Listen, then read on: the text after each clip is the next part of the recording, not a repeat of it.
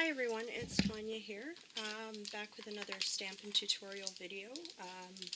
I do apologize for my camera, the way that my tripod's set up. I have to kind of reach from the side, so it's a little bit of an awkward angle. I'm still trying to figure out camera angles. Again, this is only my second video, so please bear with me as I try to work out the kinks. So today I decided to do a tutorial on this really cute little Halloween card.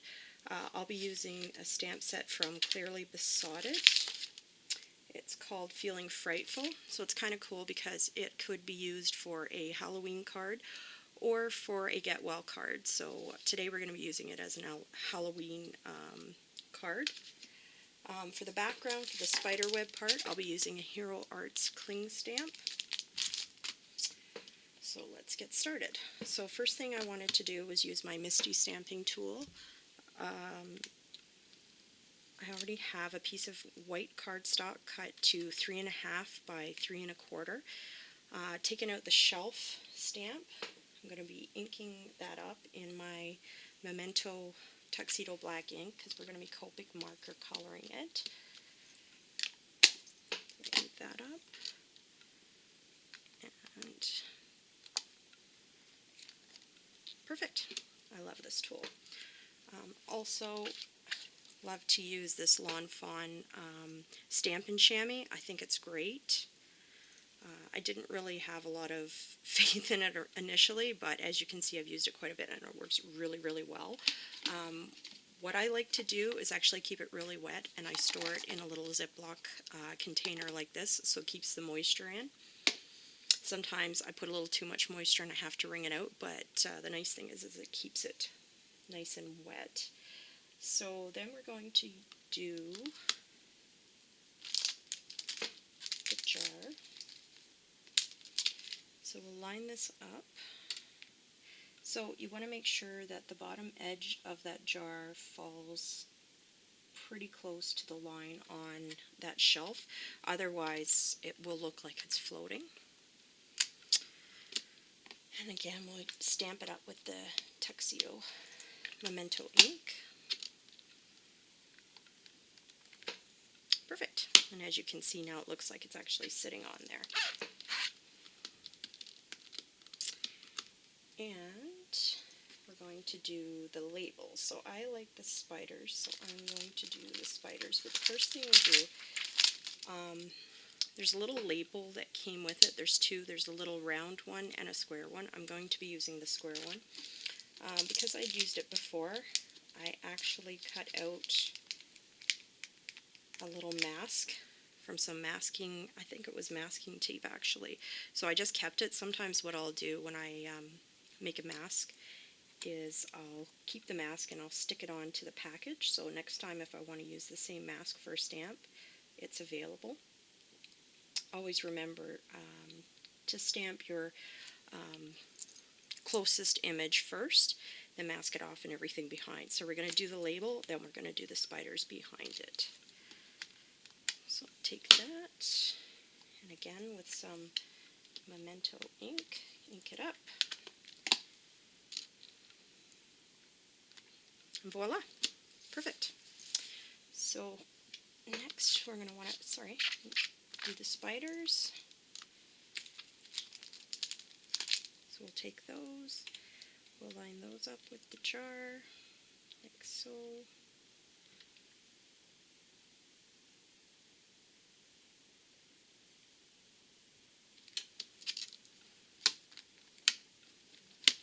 And then we'll apply our mask. As you can see, there's spiders on it from having used it before. And it covers it beautifully. This time I think I'm going to use Fawn black licorice ink. I like to use Fawn because I find it gives you a crisper image, but anything that I'm going to Copic color, I tend to use a Memento. Actually, scrap that, because there are going to be some Copic coloring going on. I'll just stick with my Memento. Sorry.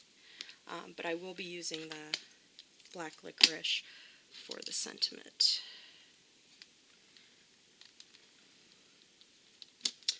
And peel off your mask. Try not to damage it because, again, I mean, these masks, even though they have a light adhesive, you can reuse them. so I can use it again if I need to. And there is my stamped image. Perfect.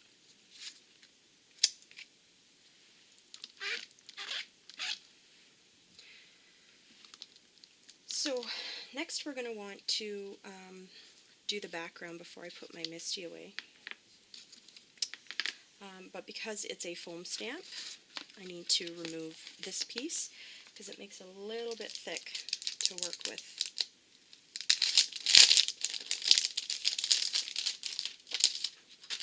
So we'll just line it up.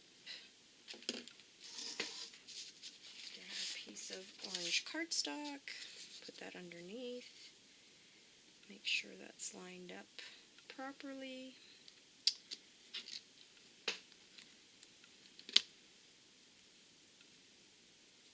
And of course we can't use the magnets this time because it'll get in the way of the stamped image. This time I'm going to be using the Fawn black licorice ink to ink it up, so it gives me a nice crisp image. Ink it up really, really well. Should be good.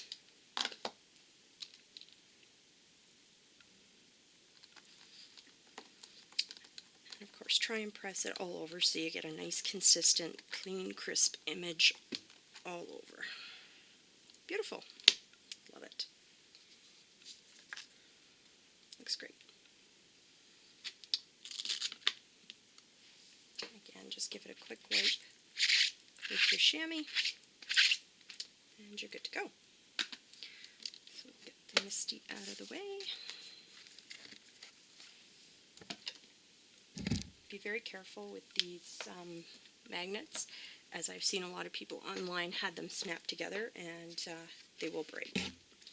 So essentially it'll go like that. And I think I got a little bit of ink on it. That's okay, we'll fix that in a bit. Alright, so for our Copic colors, basically all I'm going to do is color in the spiders. Oh, I did forget. I wanted to stamp the word spiders. I won't be using the MISTI, however. I find for tiny stamps like that, for precision, it's easier to use like just a little acrylic block stamp. So again, going into my black licorice. Perfect. And it says spiders. So I'm just going to take a Copic Multiliner and color in the spiders. I find this gives you just a little bit more precision than the Copic sketch marker would.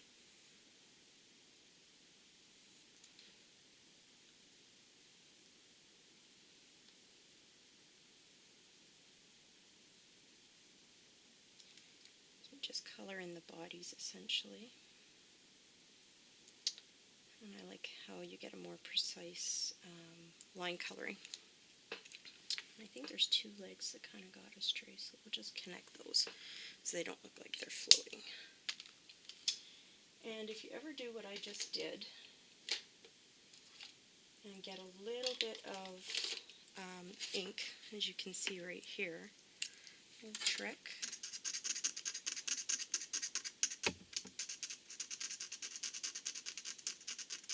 Is to get a sharp craft knife, scratch it off, and use a sanding block.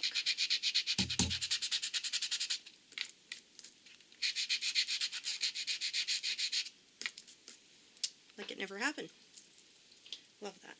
Because before this would have been, not trash, but it would have looked yucky. Actually, we've got a little stickies up here too.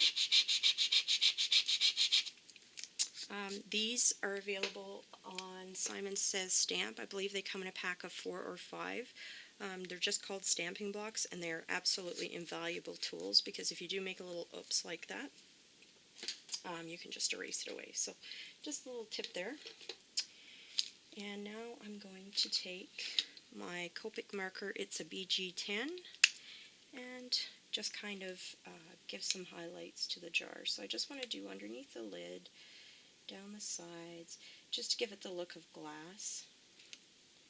A little bit around the bottom. So basically what I'm doing is outlining the glass. There we go. So it just gives it a little realistic look. And for the top, the lid, I'm going to do a C3. My apologies.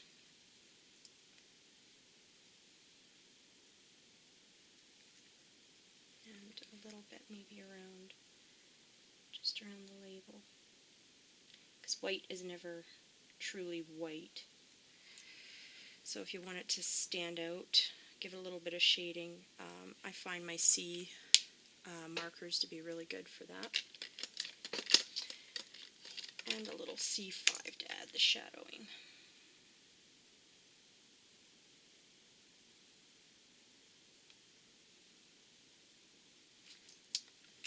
And then I'll just blend that back out with a C3.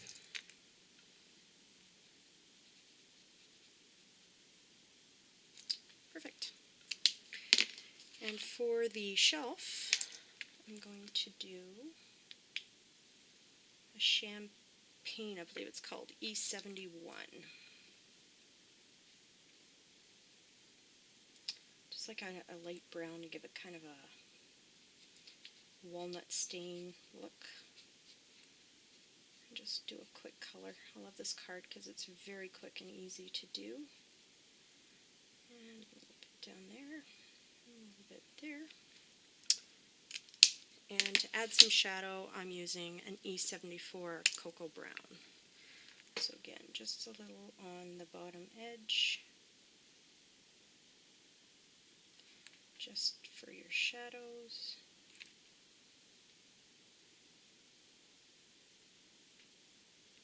I'm going to build it up actually underneath the jar, and a little underneath the leg or the stand there, and just go back over it with your lighter color to blend it out.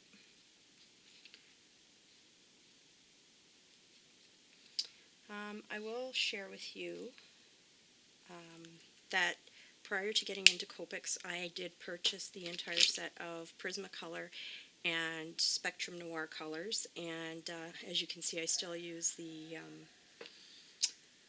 Copics just because, quite frankly, they're just better quality. So for those of you out there that you know, you're trying to save money, Prismacolor, absolutely fabulous brand of marker. The ink is absolutely premium, but the barrel a little bit cheaper. The packaging is a little bit cheaper. It's not as ergonomic.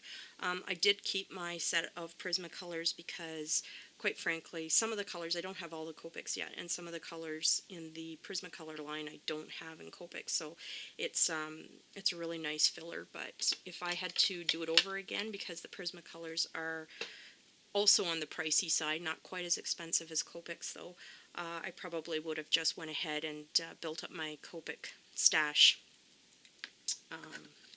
slowly, as I am doing.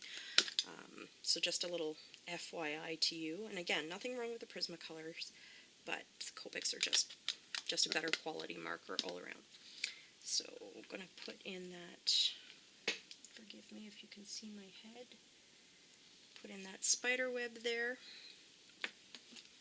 And then I'm going to go back with my multiliner and just connect that. I'd much rather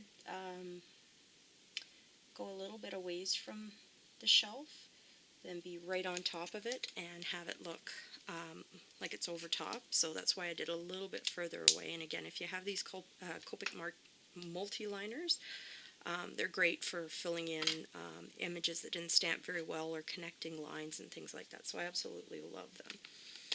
So that's it for that. Next, we're going to cut down our spider web.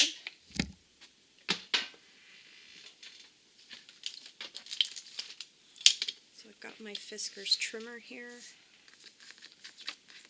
and I just took 1/4 of an inch off of either end, and I like the other end better, so I'll take another 1/4 inch off of here.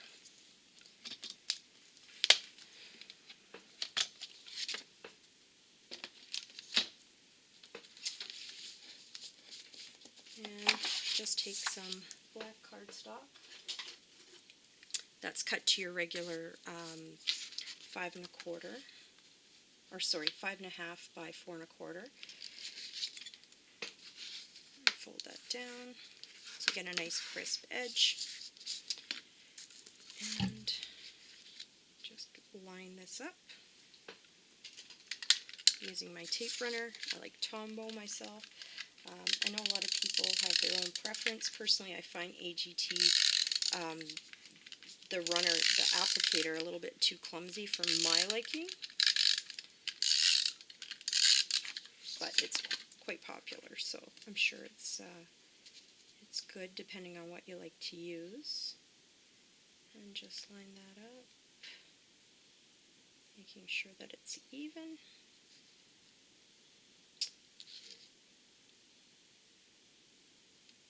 There we go, press it down.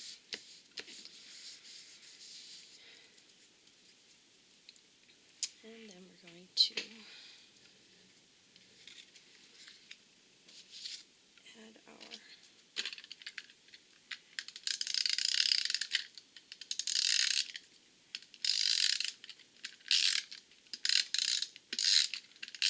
photo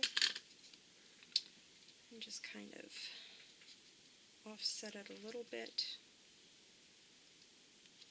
kind of like so. Perfect. So now we just have to do the greeting. It comes from a Stampin' Up set.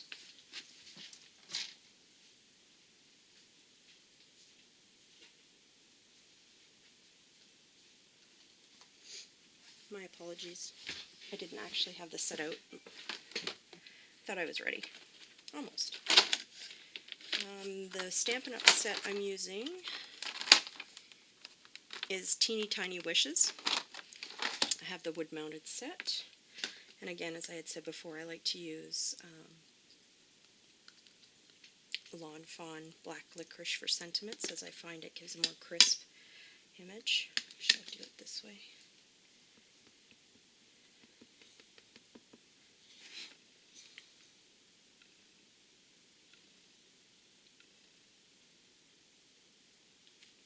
Perfect. We have our sentiment. So the last but not least, I had left it like this previously, but I added some embellishments, which I actually like a little bit better. It gives it a little bit more interest. So you have the Enamel Accents by Ranger. I just got these a while ago, and I absolutely love them. I didn't end up using the orange, though. I did purchase from Your Next Stamp some self-adhesive gumdrops, and I quite like the orange in there, and it works for this project. So I used a combination of those and some of the Black Ranger ink, and I just kind of randomly put some of those on. So just kind of go like that, and like so. And then use your Ranger to make a little bit of enamel dots.